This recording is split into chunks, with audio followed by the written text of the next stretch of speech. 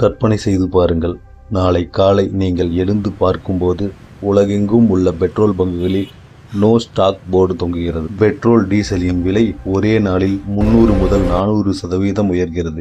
மின்சாரம் தடைபடுகிறது, தொழிற்சாலைகள் முடங்குகின்றன, உலகெங்கும் பொருளாதாரம் தலைகீழாக மாறுகிறது. இது ஏதோ ஹாலிவுட் பட கதையல்ல.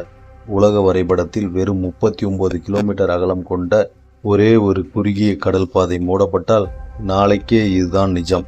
அந்த பாதையின் பெயர்தான் ஸ்ட்ரெய்ட் ஆஃப் ஹார்மோஸ், உலக எரிசக்தி போக்குவரத்தின் இதயம். இந்த ஒற்றை பாதை ஏன் உலக நாடுகளை நடுங்க வைக்கிறது? அமெரிக்கா, ஈரான், சீனா, இந்தியா என உலக வல்லரசுகளின் பார்வை ஏன் எப்போதும் இந்த இடத்தின் மீது இருக்கிறது? ஒருவேளை இது மூடப்பட்டால் உலக போர் மூலுமா? வாருங்கள் மிக விரிவாக பார்ப்போம். முதலில் இந்த இடத்தின் புவியியல் அமைப்பை நாம் புரிந்து கொள்ள வேண்டும்.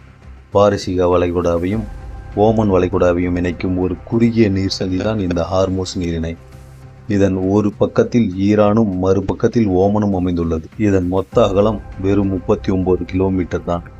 ஆனால் கப்பல்கள் பாதுகாப்பாக செல்வதற்கு இருவழி பாதை வெறும் 3 கிலோமீட்டர் அகலம் மட்டும் கொண்டது. அதாவது உலகின் மிகப்பெரிய கச்சா எண்ணெய் கப்பல்கள் செல்ல வேண்டுமென்றால் குறுகிய 3 கிலோமீட்டர் பாதையை தாண்டித்தான் ஆக வேண்டும், வேறு வழியே இல்லை. சரி, இந்த இடம் ஏன் இவ்வளவு முக்கியம்? சில எண்களை பார்த்தால் உங்களுக்கே புரியும். உலகம் முழுவதும் ஒரு நாளைக்கு நுகரப்படும் கச்சா எண்ணெய் சுமார் 20% முதல் 25% வரை இந்த ஒரே ஒரு பாதை வழியாக தான் கொண்டு செல்லப்படுகிறது. துல்லியமாக சொன்னால் தினமும் சுமார் 21 மில்லியன் பேரல் கச்சா எண்ணெய் இந்த வழியை கிடைக்கிறது.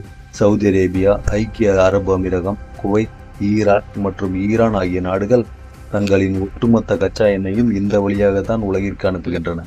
அது மட்டுமல்ல, கத்தார் நாடு உலகிற்கு அனுப்பும் திரவ இயற்கை எரிவாயுவில் LNG பெரும்பாலானவை இந்த வழியாகத்தான் செல்கின்றன.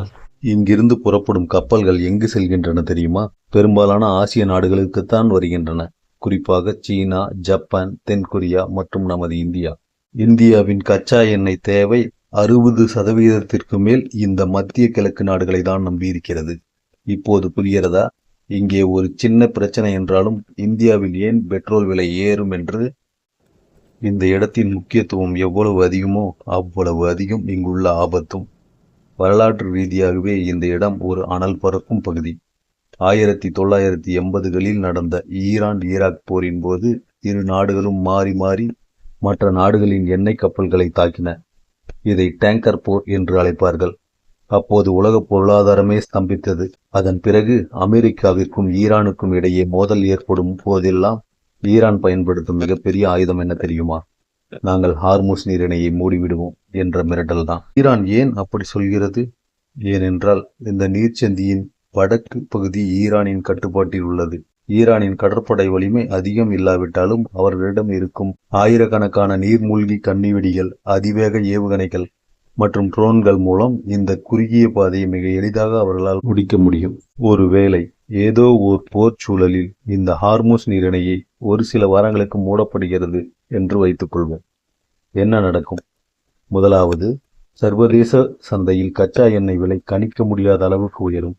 சில பொருளாதார நிபுணர்களின் கருத்துப்படி ஒரு பேரல் கச்சா எண்ணெய் $150 முதல் $200 தாண்டிவிடும். இரண்டாவது, போக்குவரத்து துறை முடங்கும். விமான கட்டணங்கள், சரக்கு கப்பல் கட்டணங்கள் பல மடங்கு உயரும். இதனால் நீங்கள் அன்றாடம் பயன்படுத்தும் அத்தியாவசிய பொருட்களின் விலை விண்ணை தொடும். மூன்றாவது, உலகளாவிய பங்குச்சந்தைகள் வரலாறு காணாத வீழ்ச்சியை சந்திக்கும். பல நாடுகள் கடுமையான பொருளாதார மந்த நிலைக்கு தள்ளப்படும். குறிப்பாக இந்தியாவை போன்ற வளரும் நாடுகளுக்கு இது மிகப்பெரிய பேரிடியாக மாறும். டாலருக்கு நிகரான இந்திய ரூபாயின் மதிப்பு அகல பாதாளத்திற்கு செல்லக்கூடும். இந்த ஆபத்தை உலக நாடுகள் அறியாதவை அல்ல. அதனால்தான் இதற்கு மாற்று வழியை உருவாக்க பல வருடங்களாக முயற்சித்து வருகின்றன. உதாரணமாக சவுதி அரேபியா மற்றும் ஐக்கிய அரபு அமீரகம் ஆகியவை தங்களின் நிலப்பரப்பு வழியாக பிரம்மாண்ட பைப்லைன்களை அமைத்துள்ளன. இதன் மூலம் கச்சா எண்ணெய் ஹார்மோஸ் நீரிணைக்கு கொண்டு செல்லாமல் நேரடியாக செங்கடல் அல்லது ஓமன் வளைகுடாவிற்கு நிலம் வழியாக கொண்டு செல்ல முடியும். ஆனால் சோகம் என்னவென்றால் இந்த பைப்லைன்களால் தினமும் சில மில்லியன் பேரல்களை மட்டுமே கடத்த முடியும். தினமும் செல்லும் 21 மில்லியன் பேரல் கச்சா எண்ணெய்க்கு இது ஈடாகாது. சுருக்கமாக சொன்னால் ஹார்மோஸ் நீரிணைக்கு முழுமையான மாற்று வழி உலகத்தில் இன்னும் இல்லை. ஹார்மோஸ் நீரிணை என்பது வெறும் கடல் பாதை அல்ல, அது உலக பொருளாதாரத்தின் உயிர்நாடி. அங்கு வீசும் ஒரு சின்ன அரசியல் காற்று கூட உலகில் உள்ள ஏதோ ஒரு ஏழை குடும்பத்தின் சமையலறை வரை பாதிப்பை ஏற்படுத்துகிறது. இதனால்தான் அமெரிக்கா தன் 5வது கடற்படையை எப்போதும் இந்த பிராந்தியத்திற்கு அருகிலேயே நிறுத்தி வைத்து பாதுகாக்கிறது. ஈரானும் அமெரிக்காவும் எவ்வளவுதான் மோதிக்கொண்டாலும் இந்த பாதை முழுமையாக மூடினால் ஒட்டுமொத்த உலக நாடுகளையும் எதிர்க்க வேண்டியிருக்கும் என்பதால் இரு நாடுகளுமே நிதானத்தை கடைபிடிக்கின்றன. இந்த வீடியோ உங்களுக்கு பயனுள்ளதாக இருந்திருக்கும் என்று நம்புகிறோம். ஹார்முஸ் நீரிணை பற்றிய உங்களுடைய கருத்து என்ன? ஒருவேளை இது மூடப்பட்டால் அதை எதிர்கொள்ள உலகம் தயாராக இருக்கிறதா? உங்களது கருத்துக்களை கீழே கமெண்ட் செய்யுங்கள். மேலும் இது போன்ற அரசியல் மற்றும் சுவாரஸ்யமான தகவல்களுக்கு நம்ம சேனலை சப்ஸ்கிரைப் செய்யுங்கள். அடுத்த வீடியோவில் சந்திப்போம். நன்றி, வணக்கம்.